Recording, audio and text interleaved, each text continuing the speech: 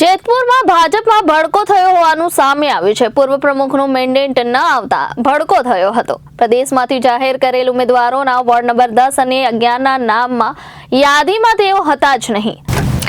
જેતપુરમાં ભાજપમાં ભડકો થયો હોવાનું સામે આવ્યું છે। પૂર્વ પ્રમુખનું મેન્ડેટ ન આવતા ભડકો થયો હતો। પૂર્વ પ્રમુખની ઓફિસે સમર્થન માટે 42 ઉમેદવારોએ સમર્થન આપ્યું છે।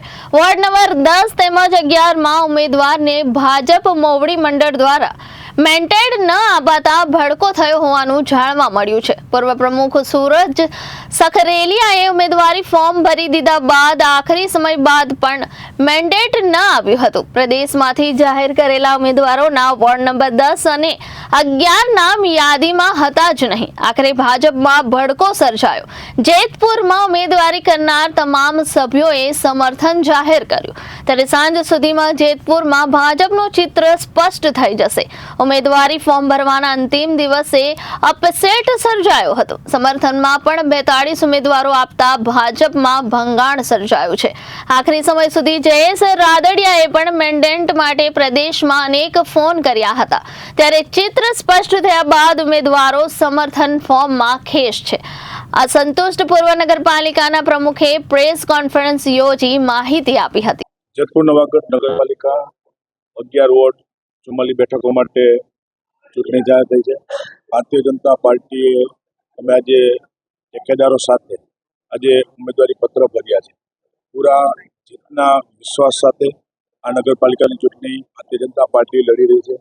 જેતપુર શહેરે ભારતીય જનતા પાર્ટીનો હંમેશા ગઢ રહ્યો છે અને વર્ષોથી કોઈ પણ ચૂંટણી હોય, લોકસભા હોય, વિધાનસભાની હોય કે નગરપાલિકાની અંદર જેતપુર શહેરના મતદારોએ ખોબલે ખોબલે ભારતીય જનતા પાર્ટીને અમારી અપેક્ષાથી પણ સારું પરિણામ કાયમી માટે ચૂંટણી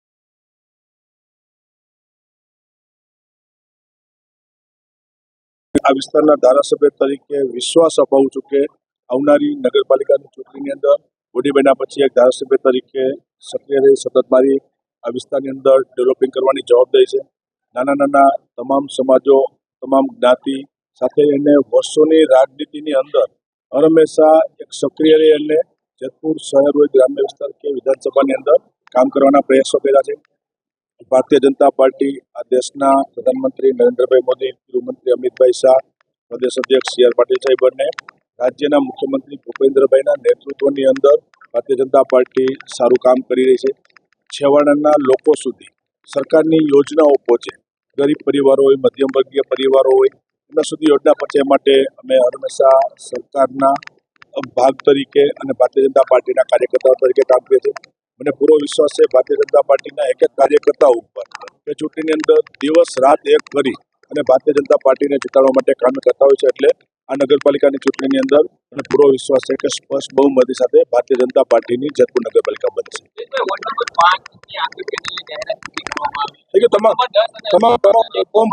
મને આજે ભારતીય જનતા પાર્ટી તરફથી મેન્ડેટ મળ્યો નથી। મેં ફોર્મ ભર્યો હતો પણ મેન્ડેટ મળ્યો નથી।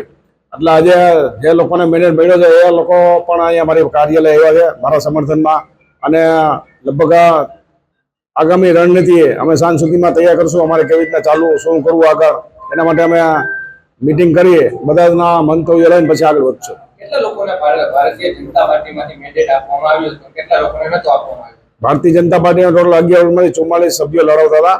એમાંથી 42 લોકોને મેન્ડેટ આપવામાં આવ્યો હતો અને 2 લોકોને મેન્ડેટ નથી આપ્યો।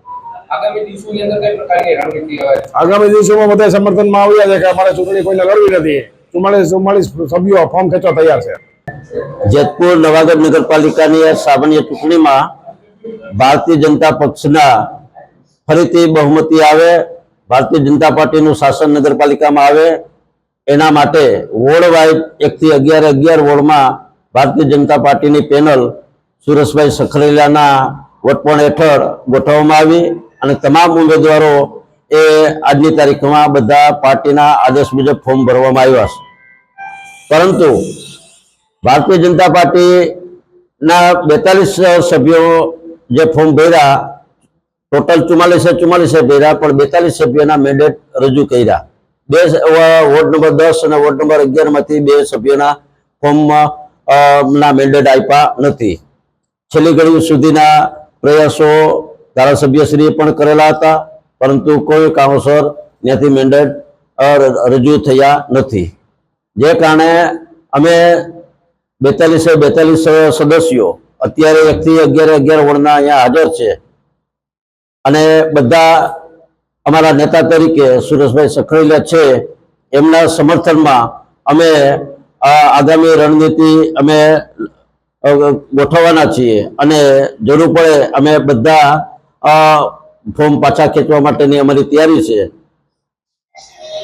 સુરેશભાઈ પાયાના પથ્થર તરીકે ગણાય ભાજપ, તેમ છતાં ભાજપના મૂળ મંડળ દ્વારા જે મેન્ડેટ નથી આપવામાં, કયા કારણોસર ને કેવું લાગી રહ્યું એટલે આના આ બાબતે શું કહેશો? ભારતીય જનતા પાર્ટીએ જે આખા ગુજરાત લેવલે જે નીતિ નક્કી કરી હતી કે 3 ટર્મ જે ચૂંટણી લડેલા હોય એ ઉમેદવારી ન કરી શકે અને 60 વર્ષથી ઉપરના હોય તો એ ઉમેદવારી ન કરી શકે, તો સુરેશભાઈ સખરેલિયા અને કલ્પેશભાઈ રાખ એ બંને સુરેશભાઈ સખરેલિયાને 2 ટર્મ થયેલી છે અને એમની ઉંમર 53 વર્ષ છે.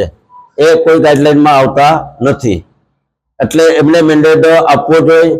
ગાંધીનગર સુધી પણ એમને મેન્ડેટ માટે એના ફોર્મ ભરાયેલા હતા અને એને મેન્ડેટ માટેની છેલ્લી ઘડી સુધીની આ રીતે પ્રયાસો હતા.